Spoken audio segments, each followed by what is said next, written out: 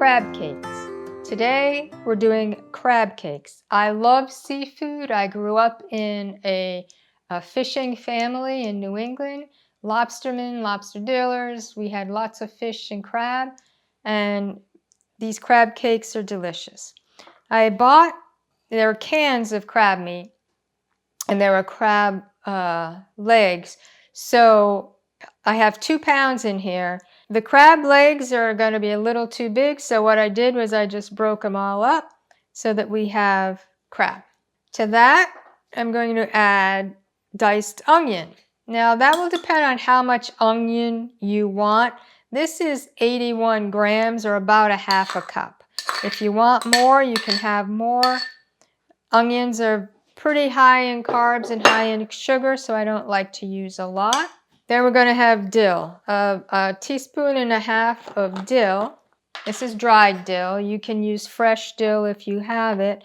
The dill in our garden is gone by, so I'm using dried.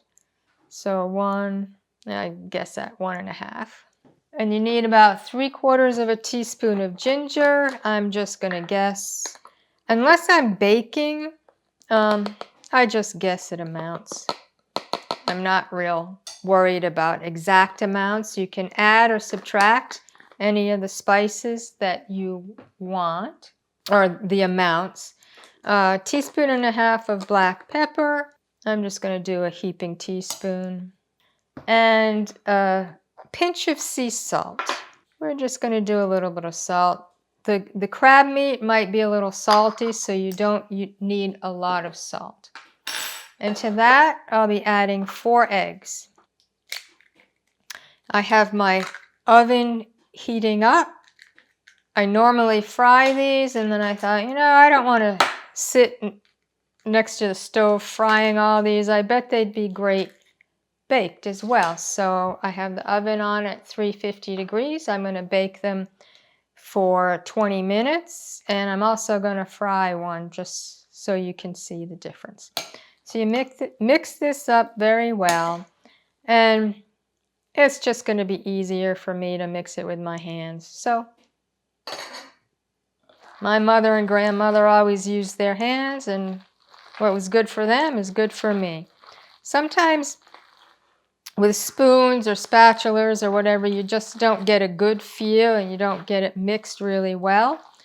So, and with your hands, it's easy to tell when it's mixed.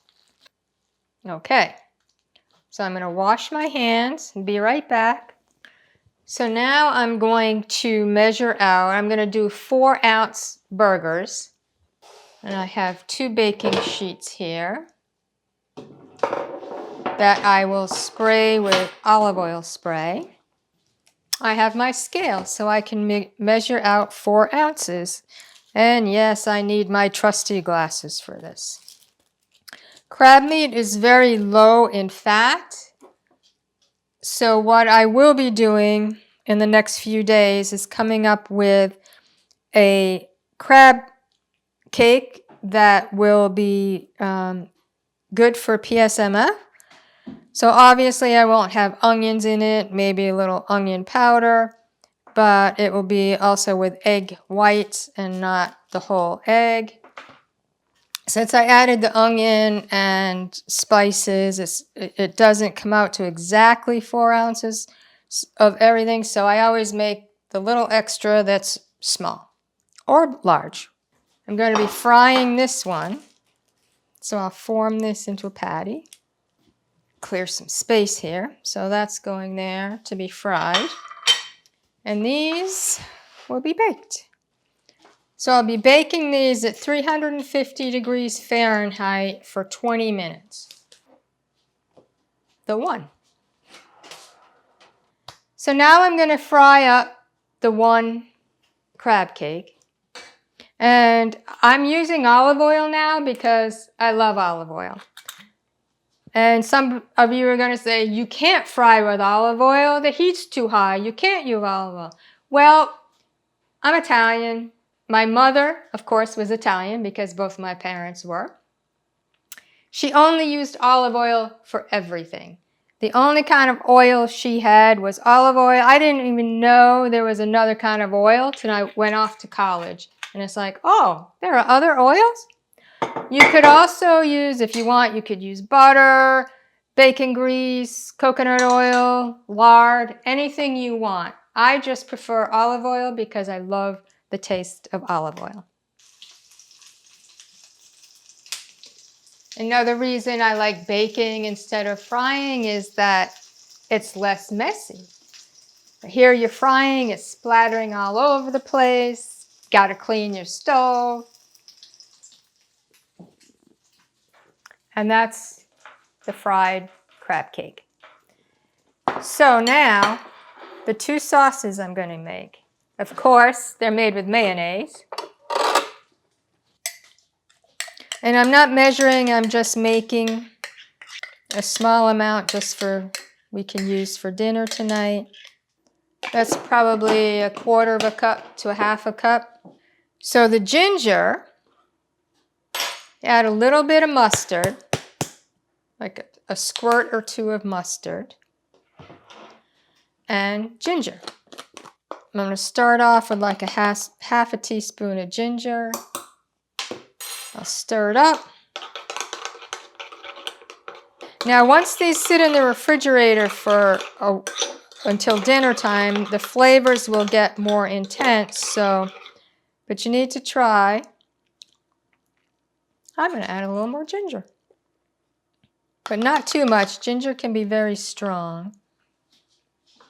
And the other one is going to be dill. Now, if you use fresh dill, you'll have a stronger flavor.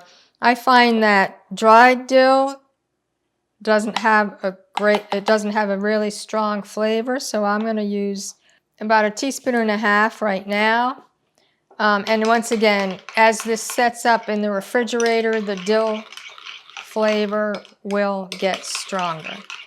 But you can also tell by how it looks, how much dill is in there. So my other crab cakes have about 10 minutes to go.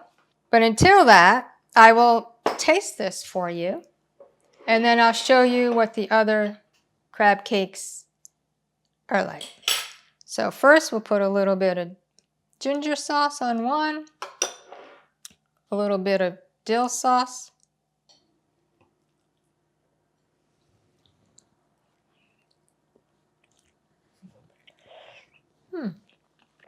Oh, that is good.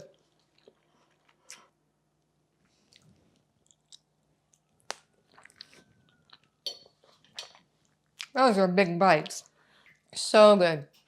So I'll see you back in about 10 minutes, and I'll show you what the baked ones look like. So we'll just have to try one of these out too.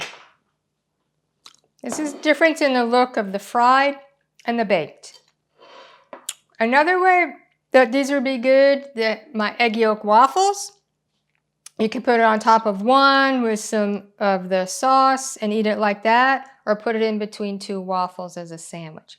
I love these waffles. So let's just try the baked. I won't take as big a bite this time. That is so good. I love them both.